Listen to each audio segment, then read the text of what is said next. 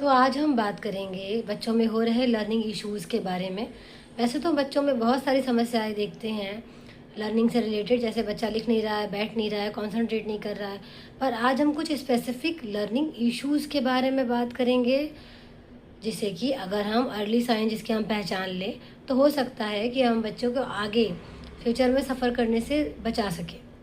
तो इसमें जो कॉमन प्रॉब्लम्स होती है कि बच्चा हमारा सब काम में बहुत अच्छा है, स्कूल जा रहा है, रेगुलर सब चीज़ें कर रहा है, बाकी चीज़ों में बहुत तेज तेज है, लेकिन बच्चा लिखना नहीं चाहता है या फिर रीड नहीं कर रहा है, या फिर मैथ्स की छोटी छोटी प्रॉब्लम से भी डरना शुरू कर दिया है।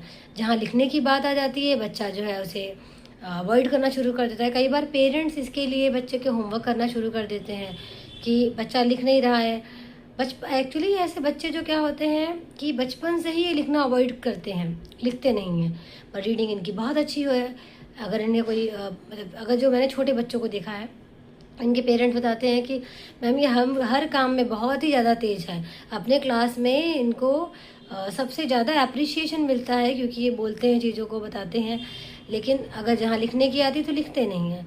तो टीचर भी चाहता है कि बच्चा आगे बढ़े क्योंकि बच्चा तेज है, बच्चा अच्छा है पढ़ने में, ये समझ आ रहा है, पर लिख नहीं रहा है।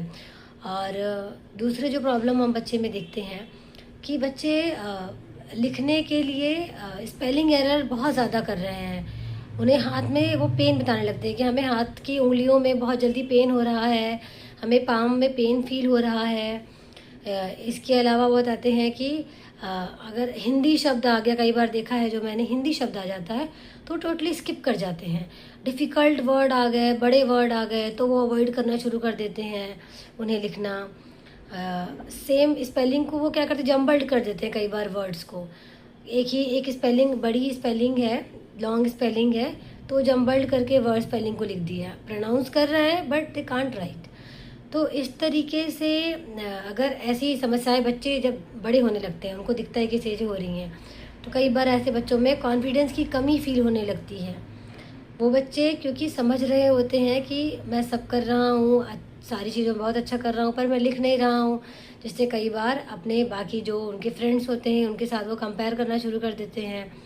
मार्क्स उनके कम होने लगते हैं क्योंकि लिख नहीं पा रहे हैं। इसके लिए मैनेजमेंट टेक्निक है बहुत सारे जिसके थ्रू हम बच्चे की हेल्प कर सकते हैं। सबसे पहले इसमें हम क्या करते हैं, किसी क्लिनिकल साइकोलॉजिस्ट और या रिहैब साइकोलॉजिस्ट की हेल्प लें, जिससे बच्चा मैनेज करना शुरू करे इन चीज़ों को। सेकंड, जो हम किसी स्पेशल एजुकेटर की हेल्प लें, जिसके थ्रू हम उसके फाइन मोटर मूवमेंट्स को इम्प्रूव करें बच्चे की, और उन्हें आईपी स्पेशल एजुकेशन जो है उन्हें प्रोवाइड करें, इंडिविजुअल एजुकेशनल प्रोग्राम उन्हें प्रोवाइड करें हम। पेरेंट्स की काउंसलिंग करें, ताकि पेरेंट्स कई बार ये सोचते हैं कि बच्चा हमारा बहुत तेज है पर वो जिद में नहीं लिख रहा है, उसे आता है पर वो कर नहीं रहा है। तो बच्चे को अगर आता है, बच्चे को एक्चुअली आता है, लेकिन अगर वो लिखना अवॉइड कर रहा है बार बार करने के बाद भी, तो हो सकता है कि बच्चे में कुछ समस्या है। तो अगर आप अपने घर के बच्चों या अपने आसपास के बच्चों में ऐसी समस्याएं देखें, तो आप उन्हें किसी अलग तरीके से डील करें, जैसे कि मैंने बताया कि क्लिनिकल साइकोलॉजिस्ट या रिहैब साइकोलॉजिस्ट, स्पेशल एजुकेटर, इनकी हेल्प ले। कई बार इसमें ऑक्यूपेशनल थेरेपिस्ट का भी रोल होता है, जिससे फाइन मोटर मूवमेंट को इम्प्रूव करने में वो हेल्प करते हैं हमारी। और इसमें मैंने बताया कि स्पीच टू टेक्स्ट और टेक्स्ट टू स्पीच, ऐसा हम इनको ऐसा हेल्प ले सकते हैं जिससे बच्चा एक एक फोनिक्स को समझे कि क्या किस वर्ड में स्पेसिफिक प्रॉब्लम हो रहा है। जैसे जो कॉमन होता है, बी को डी बना देना, डब्लू और एम में कन्फ्यूज़न हमेशा रहना, ये कुछ कॉमन जो है चीज़ें जो देखने को ज़्यादा मिलती हैं। मैंने कुछ ऐसे भी केसेस देखे हैं जो बच्चे, एक बच्चा मैंने देखा था जो 11 या 12 साल का था।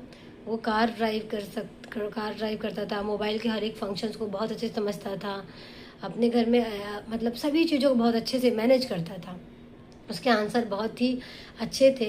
ऐसे बच्चे कई बार अबव एवरेज भी होते हैं, एवरेज और अबव एवरेज ही होते हैं। ऐसे बच्चे, हम कभी भी ऐसा नहीं होता है कि ये एवरेज से नीचे इनका आईक्यू है, इनकी आईक्यू एवरेज होती है तो अबव एवरेज। तो इसके बाद भी बच्चे लिखना अवॉइड करते हैं।